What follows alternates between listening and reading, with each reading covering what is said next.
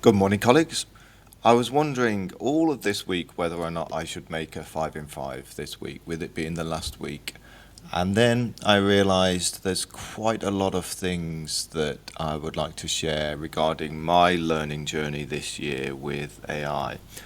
And perhaps there's an opportunity for some uh, time over the holiday for you to either watch or listen to some of the things that have had a real impact on me in terms of shaping my thinking around how AI is going to impact um, humanity, really, and how it's going to be or is already transformative in our world of education.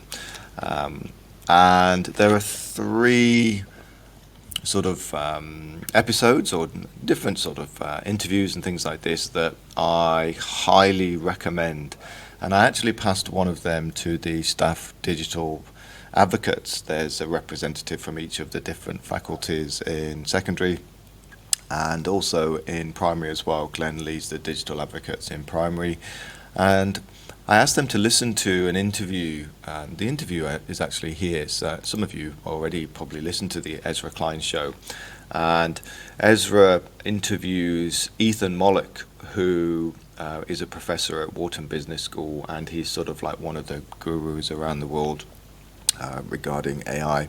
And I asked them, would this be a good one to actually ask the whole community to listen to? And overwhelmingly, they came back saying, yes, there's a few little complicated things in there, but it will certainly open your eyes. So that's the first one. I will send all of the links out in this email, and I'll put it in the description as well. The second one is much more recent one, and it's called Beyond the Prompt is the podcast. And the interviews is done by Jeremy Utley, and Jeremy Utley interviews Kevin Kelly. And some of you may be familiar with a magazine called Wired, which is like a sort of like cool technology magazine. And Kevin Kelly talks about some of the things that he does on a daily basis to sort of like try and get to grips with AI. Those two I recommend, but this one is the corker. Some of you, many of you, I'm sure, are aware of Khan Academy, and Sal Khan has now. He's got really early access to a lot of the frontier AI models, and he's produced something called Khan Amigo, and it's only available in America at the moment. And if you VPN, you can go and have a play around with it. But it's like basically an AI tutor. And this is the sort of individualized, personalized learning, self-supported learning direction in which things are going.